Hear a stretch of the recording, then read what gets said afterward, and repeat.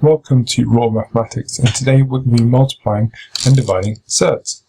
We're going to start by evaluating these four. Now, starting with the first one, we know that root 4 equals 2, and we know that the square root of 9 equals 3. Now, using this, we can help us answer C. So, root 4 is 2, and if we multiply that by root 9, which is 3, we get 6. So this means that we can say root 4 times root 9 equals 6. On the next one, we can see that we've got root of 4 times 9, so we can simplify that, and we know that that is root 36, because 4 times 9, and the square root of 36 is 6. So now it's your turn to have a go at evaluating these four. So pause the video and I'll go through the answers shortly. So hopefully you got that root 16 was 4, root 25 was 5, and that the fact that we can now use this again, so that we've got 4 times 5, which equals 20. So we can say that root 16 times root 25 equals 20. And with this one, we can say that 16 times 25 equals root 400. And the square root of 400 equals 20. So, looking closely at parts C and D for both of these, we can see that we got the same answers. So this means that when we have two roots multiplied together, we can just write this under one big square root and just multiply the two numbers together. Let's have a look if the rule applies for when we do division.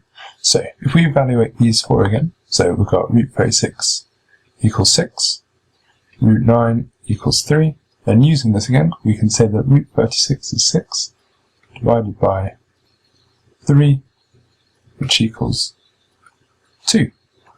So therefore we can say that root 36 divided by root 9 equals 2. Now looking at D, we've got 36 divided by 9, so we can simplify that to root 4, and we know that root 4 equals 2. So now it's your turn again to quickly evaluate the following four. So pause the video and start the video again when you've got your answers. So we got that root 100 equals 10, root 4 equals 2. So using that information, we've got 10 divided by 2, which equals 5. Now we can simplify D because we know that 100 divided by 4 is 25. So this goes to us root 25, which therefore root 25 equals 5. Now, looking closely again at part C and D, we can see we've got the same answers. So again, this tells us that when we're dividing two roots, that we can just do one big square root and divide the two numbers. Now, formalizing what we've just found, we get a multiplication and division rule. Now, the multiplication rule states that the square root of a number times the square root of another number equals the square root of those two numbers multiplied together. For example, if we take root 72 times root 2, we're going to get root 144. 72 times 2. Now we can simplify root 144 to 12. Now, the second rule that we have is the division rule. This states that the square root of a number divided by the square root of another number equals the square root of the first number divided by the second number. So, for example, in this one, if we take root 200 divided by root 8, we get that 200 divided by 8 is 25. So this gives us root 25, which simplifies to 5. It's now time for you to have a go at the following 6 questions, and if you're up for the challenge, questions 7 and 8.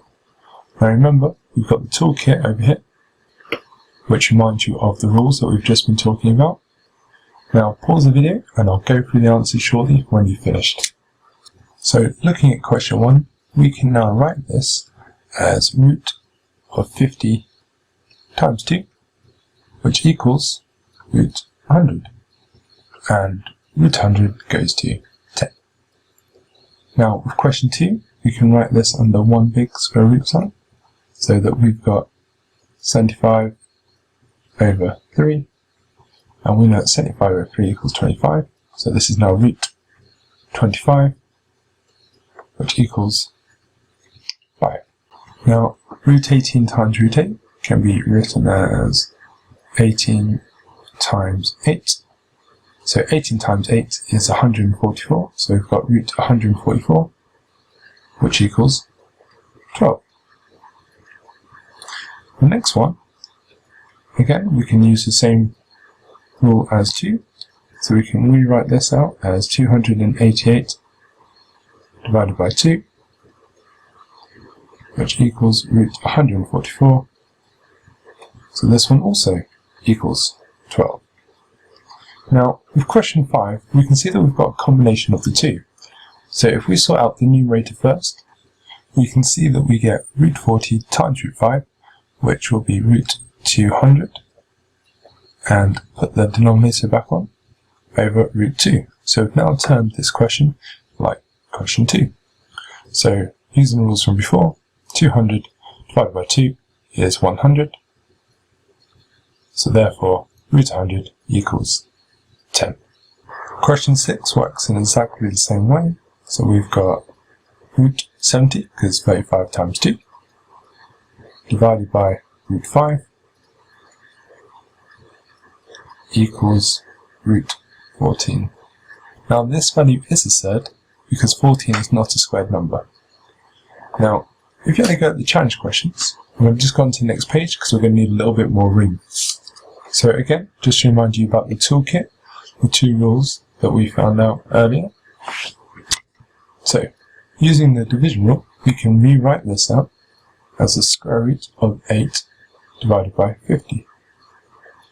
Now, without close inspection, you can think that this is as far as you get, because you don't know how many 50s go into 8. But if we think back to simplifying fractions, we can see that 2 goes into both of these. So if we divide the numerator and denominator by 2, we are going to get that 8 divided by 2 is 4, and 50 divided by 2 is 25. Now, going the other way with the division rule, we can now turn this back into root 4 divided by root 25. So root 4 simplifies to 2, and root 25 simplifies to 5. So evaluating root 8 over 50 gives us 2 over 5. Now, looking at question 8, we can see we've got root 4 times the square root of 1/9. Now, using the multiplication rule, we know that we need to multiply these together, so we can rewrite this out as 4 times 1 over 9. And we know when multiplying fractions that 4 times 1/9 equals 4 9ths. So we've now got the square root of 4 9ths.